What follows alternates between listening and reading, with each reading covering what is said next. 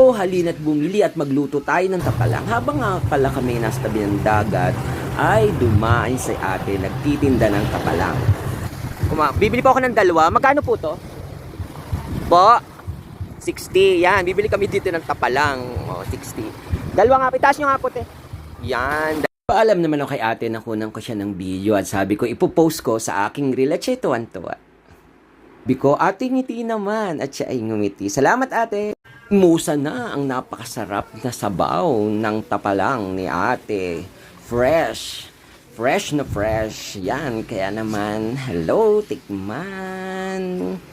Yan, fresh na fresh. At tinikman na nga ni Sir. Wow, napakatamis. Matamis-tamis ang tapalang ni ate.